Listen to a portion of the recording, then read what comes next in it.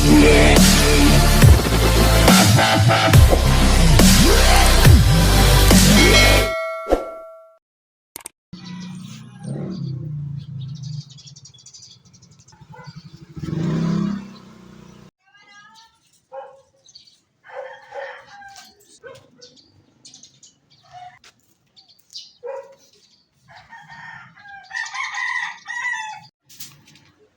ano yan? Ano gawa mo dyan? Ah, kung maagang maaga naglilinis ka. Oh, bati ka muna dyan. Good morning po mga ka-business. Ayun o. Habang tulog po si Baby Showpaw, ang aming pinaliit. Bising-busy si Mingay mga ka-business. Mayayamot na po Nadatnang ko naglilinis-linis. Ako po mga ka-business, naghatid kay Iya sa school. Musta naman ma? Okay naman na. Medyo malakas na. Medyo lakas na. Pero hindi pa pwede magbuhat. Hindi pa pwede magbuhat. Okay lang yung mga ganyan. Walis, okay lang yan. Pero pag nagbuhat, hindi pwede buhatin. Ako, Dara, kaya mo na akong buhatin? Hindi pa. Hindi pa kaya mga ka-business. Kasi may tahi tayo eh. Ay, parang pala tayo may tayo. May tahi siya eh. Kaya ako may tahi din ako eh. Inatid ko sincero siya mag-aral mga ka-business eh. Si Kia. Ayun po mga ka-business, mapagpalang araw sa ating lahat. Ngayon po umaga mama, ano bang ano natin? Saan ba ang lakad mo? Aalis po kami ngayon. Pupunta po kami ng doktor sa Pecha. Kasi si Baby Tinay po ay wala po kasi siya ng pinanganak. Paglabas po namin ng ospital, hindi po namin na-trace bago kami makalabas. Sa loob pa lang ng ospital pala, may bukol po pala yung ulo ni Baby Tinay. Akala ko naman po, nakita ko siya na nandito na kami sa bahay. Ano po, sa pagpaanak ko lang po or sa pag-iri. Hanggang ngayon po 1 month na si Baby Tina, hindi po nawala yung bukol sa bandang dito po. Sa ulo. Yung dito ba ng mga ka-business yung pinakalikod natin dito? Hindi po siya nawawala. Sa ulo, Tsaka malapit sa batok. mapula po siya. May bukol tas mapula. Tapos pag natatamaan na umiiyak, kaya tuwing bubuhatin po siya ng kahit sino man. Lagi po may sakin, may lampin, may damit. Pero ano yun ma?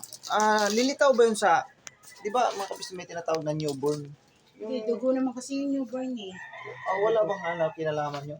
Kasi di ba ang ospital naman ay hindi naman niya nagpapalabas ng mga pasyente doon. Katulad sa inyo na nanganganak sa loob. Siyempre, di ba, chinecheck din nila yung bata kung anong kondisyon? Chinecheck, Di pero ba nila napansin yun? kahit ako nanay, hindi ko rin napansin eh. Kasi yung napansin ko po sa ulo ni Baby Tina yung paglabas niya. Malambot po yung right side niya dito. Yun ang napansin ko. Dito Yung po, dito sobrang po lambot. Right sa right side.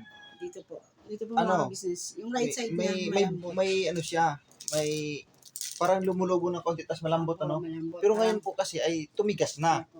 Matigas na. Ang ipinagtataka lang namin, kasi dito ba sa part ng batok ng bata, ay may lumubo rito, na pagka kinapa mo siya, hindi pantay, parang napagano, may nagwiwib parang talaga ganito po siya kalaki, ganyan po.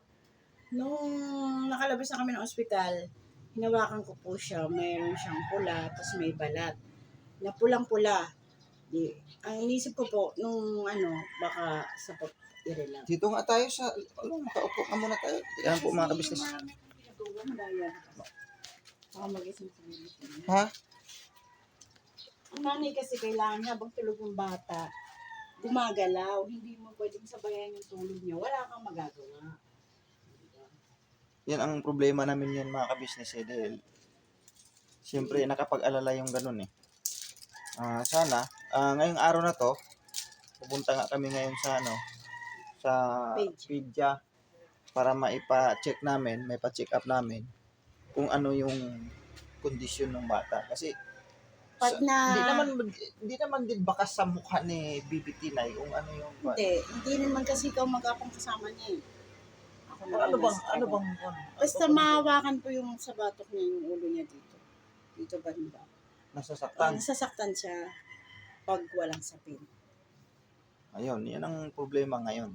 Pero Ah. sabi naman po ng kakilala namin doktor sa sabi niya, yung na-operahan po kasi sa bebok na meron po kami kakilala. No. Hindi daw po dapat ikaw lang bahala basta sa ulo. Kailangan na po ipacheck sa medyo malakas na po ako kasi yung mga nakaraan, mahirap po talaga gumalaw. Ngayon po, antabayanan niyo po. Pupunta po kami. So yun po, ngayon, napag-desisyon na namin ngayon, minimingay ngayong umaga.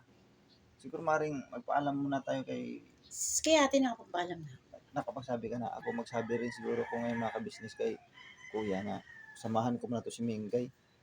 Dahil importante ito eh. Hindi natin pwedeng Mahirap ipagwalang din bahala. po magbuhat ng baby. Oo nga po, Pagsiis ka. hindi pwedeng natin ipagwalang bahala ito kasi nga medyo alarming pagka ganito. Mas mainam na yung habang Sana maaga. naman po, hindi naman po. Sana po, maayawa ang Panginoon Diyos na maging okay na po. maging okay lang. Kasi nakakakaba.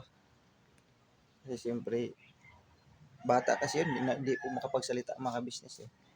Tsaka yung mga kapatid niya, mga kuya niya, mga ate niya, ingat din po sa ulo kasi nakikita po talaga nila yung bukol na yun sa ulo niya. Opo. Sige po mga kabisnes, samahan niyo po kami sa araw na to. Sa pag-pray lang po natin na sana maging okay lang ang lahat. Dahil kumbaga ako pagdating sa ganung bagay parang kabado na ako eh. Trauma na ako eh dahil siyempre sa pinagdaanan ko rin, hindi rin biro. Tapos ito na naman na hindi natin alam kung anong, pero sana may awa ang Panginoon Diyos na okay lang ang lahat. Sige po mga kabisnes, babalikan ko po kayo. Den, may pasok ka ba, Den? Wala po. Ay, good morning ka muna sa mga kabisnes natin. Gano'n po mga kabisnes. Ha? Wala po. Pagka wala kang pasok, excuse me. Nako, excuse me. Pagka wala kang pasok, punta ka doon sa business house kasi tuturuan ka sa pag-i-edit kung ano yung paano mga proseso ba para malaman mo kung paano ang system. Gusto kong matuto sa pag-i-edit pero iba pa rin yung meron talagang backup eh kasi siyempre pag uwi ko dito sa trabaho at least yung materialis na iniwan ko sa kanila na tapos na, kumbaga ready for uploading na lang. Katulad yan pagdating to sa ako pa mag-i-edit, nahirapan din ako eh pero gusto ko rin talaga matuto. Pero ang takaraw doon para mabigyan ka ba ng instruction kung paano gagawin. Ganyan. Pag may time lang din naman si Papa Dins. Siyempre, si Papa Dins busy rin yan sa mga pagmimisyon. Pero sabi naman niya kung may time siya, di tuturuan ka raw. Ano din, okay? Sige. Okay. Uy, ayan na, si Bibi Tinay. Ayan na po mga kabisnis, napaliguan na ni Mengay. Agay! Ang baho ng nanay. Humatsing. Nakaligo na po si Bibi Tinay. Ayan po mga kabisnis, oh. Hello po, tapos na po akong paligo. Aalis po kami ng baby ko. Ayan. So, nakatuwang-tuwa, oh. Hindi man lang umiyak mga kabisnis nung pinaliguan. Nagalit po siya nung wala na siya sa tubig. Ang bira, ibig sabihin gustong-gusto sa tubig lagi. Sarap-sarap daw. Okay. Nako. Ayan, sige na, bihis na kayo. Sige na, bihis na. Ay, bye po. Bibihis na yan sila mga kabisnis. Sige po mga business at tabayan nyo na lang po ang mga ibang detalye mamaya. So ayan po mga kabisnes, subukan namin pumunta dun sa pinag-check upan ni Kia nung araw dahil yung unang pinuntahan po namin ay sarado. Walang pidya kaya i-try namin dun sa St. Blaise po mga kabisnes. Dito ayan po si Mingay ay nagpipill up po. Nagpipill up po si Mingay. Ayan po. Papacheck up namin siya dito sa St. Blaise mga kabisnes. Kasi para matukoy natin kung ano po yung bukol na sa ulo ng bata. Noong bagong labas ay wala namang binanggit po ang doktor sa amin doon sa East Avenue. At saka nailabas nga siya. So ibig sabihin, walang naging problema. Kaya lang po, nag-isang buwan na po siya ay may napansin nga po kami dyan sa ulo ng bata sa likod na namumula na nagkaroon ng bukol ng mga business. Kaya iyan po ang gusto namin matukoy o malaman kung ano po yung kung ano po yung bukol na yun. Kasi mapula po pagka nagkamali po kayo ng hawak sa bata ay umiiyak. Ibig sabihin, nasasaktan. Yan ang po ang Ayan po, magtitimbang po sila mga kabisnes.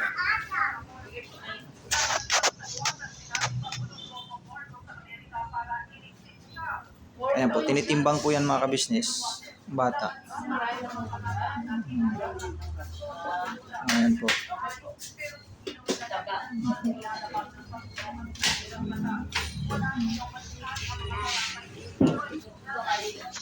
So ngayon po hintay namin. Tatawagin mo. Tatawagin mo tayo. Ayan po, ang tabay lang po na tayo mga kabisnes. Tatawagin na lang. Yung anak ko si Kia, nung siya pa'y maliit pa noon, ay dito rin namin dinadala yun. Kaya naalala ni Mingay na try namin dalhin dito kasi wala nga doon sa ibang clinic. Sarado. So ayan po mga business, tabayanan muna natin yung tatawagin ko sila maya-maya. Sana mga kabisnes yung yung aking pag-aalala mga kabisnes bilang hindi ko maiiwasan talaga. Ayan, tinawag na sila. Sandali lang po mga kabisnes. So ayan po mga kabisnes, kinausap namin yung doktor kaya bawal kuhanan ng kanilang pahayag. Hindi pwedeng kuhanan ng kanilang pahayag. So malalaman na lang natin mamaya paglabas ni Mengay kung ano yung paliwanag ng doktor sa bata sa kanya, kung anong paliwanag ng doktor sa kanya. Doon na lang natin malalaman siguro mamaya mga business ko at tabayan na lang natin ano magiging resulta. At tingnan na po Sana walang magiging mabigat pa na alalahanin. Maging normal lang sana. Ayan po. Siyempre nag-alala ako mga business kami mag-asawa nag-alala sa bagay sa sitwasyon ni BBT9. At maraming umagam-agam sa isipan namin. Siyempre, pare-pareho kaming trauma sa mga pinagdaanan dito nakaraang taon. Si Mingay at trauma na rin yan. Sana po mga ka-business, pag-pray po natin si BBT9 na walang magiging yung ibang wala tayong mabigat na alalahanin. Kasi ang pinagtataka ko rin, bakit naman siya nakalabas doon sa East Avenue kung talagang may problema siya. Dahil siyempre, lahat naman ng nasa ospital, katulad yan, bagong panganak, ay dumaan naman yan sa mga pagsusuri bago ilabas. Kasi kung may problema, bata din naman nila ilalabas yun. Sana lang, maging maayos ang mga. So, ang tabayan lang po natin mga ka-business kung ano tayo mga pagkanapan doon sa loob. At si Mingay ang ating tatanungin mamaya. Pagkatapos nila doon sa Chikitan. Sige po mga ka-business, babalikan po naman.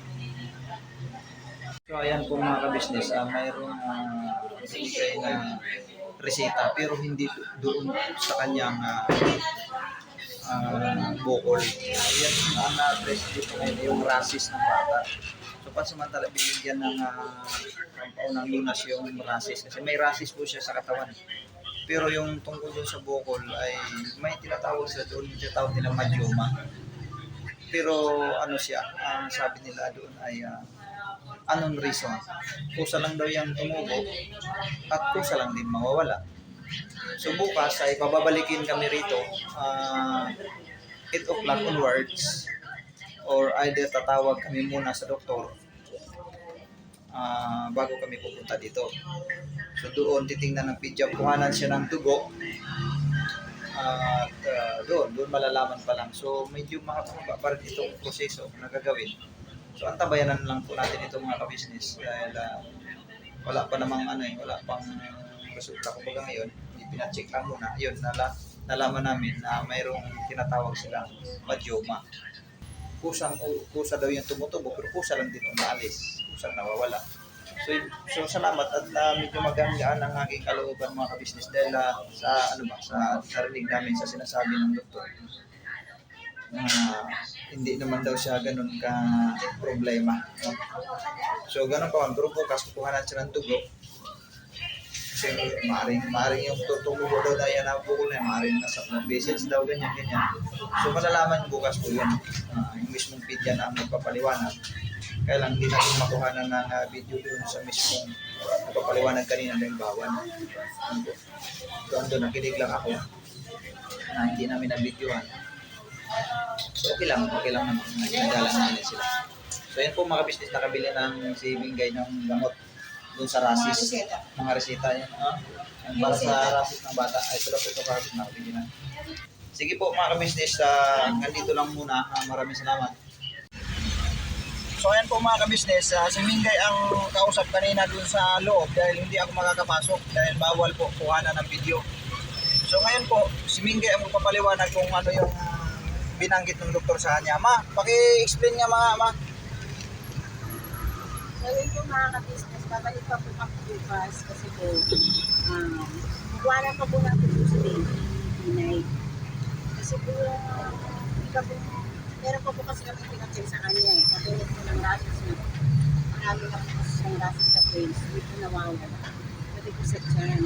Tapos yung buko naman po niya, sinabi rin po ng page dyan, tawag, ano ba tawag ng dad? Ang banggit ay Madjuma ba yun? Madjuma.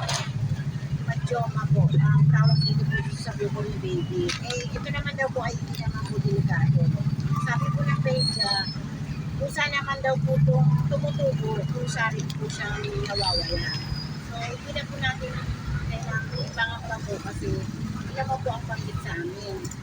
Pero, may suggest po talaga sila na babalik po talaga ako bukas para sa dugo. Para makita po ang ano po yung na sa iba niya pa. Doon po makikita sa result po. Yun po. Pero maraming salamat din naman po kasi hindi na po kami mga mag-asawa dahil okay naman po yung paliwanag ng doktor. Sige po. Abangayin na lang po sa susunod po na vlog po namin yung resulta po ng dugo ni Baby Pinay.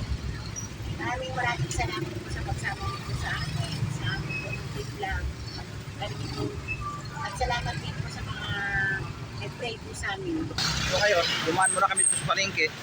Pinapabili muna ako ni Mingay ng ulam para may ibang ulam kami mamaya pag-uwi. Bibili na daw ako manok para gawing adobo. Tapos gulay na rin. So ayan po mga ka-business. Bibili muna ako ng manok daw, manok. Kunting manok lang. Di may ano pa naman, may ulam pa naman yata sa bahay. Pangan lang to, pang dagdag lang. Bumili na po ako ng manok. Gagawin po namin yung adobo. Ayan. Bumili na po ako. Ito po. Nakabili na po ako ng manok. At may gulay. May gulay din. Si Mingay kasi di pwede walang gulay. Gusto daw niya dito sa gulay, ano, parang style gulang lang pagkakagawa. Kasi itong manok kasi adobo ang gagawin. Tapos yung gulay na simple lang na gulay ito eh. Basta ang importante lang daw ay may sabaw. Eh, medyo sawa na siya dun sa tinulang manok eh. May iba, adobo naman daw ang gagawin, pero yung itong gulay ay parang lulutuin lang siya sa lang, yung walang mantika, yung sa tubig lang. Yung sa Bisaya kasi ang tawag diyan lauoy, mga ka-business. Kaya ito. So yan, ayan sila oh. Kain po, Sila sus na po madilim oh. Ayan. Nagsusumay ang mag-ina. O tara na, kay lulutuin pa natin ito. Hindi siya na po mga business madilim na hindi ko na i-on yung ano, ilaw sa harap ng ano, cellphone. Sige po mga ka-business, babalikan po namin kayo. Lulutuin ko po ito pagdating sa bahay. So ayan po mga ka-business, nakauwi na po kami. Nakababa na sila si Mingay, si Kuya, si Bibi Tinay. Di-uwi ko na tong van, hiniram namin kay Kuya kanina. Sa uli ko muna ito mga ka-business. Salamat po sa pagsama nyo sa amin mga ka-business. So ayan po mga ka-business, nakauwi na po ako. Nagaling ako sa paghatid ng van. Yun lang po mga ka-business, hanggang dito na lang ang simpleng vlog ko. Abangan nyo na lang po ang iba pang mga detalye sa sunod ko po ng mga vlog. Hanggang dito na lamang po. Maraming salamat sa inyo. Never say goodbye. Tomorrow is another day.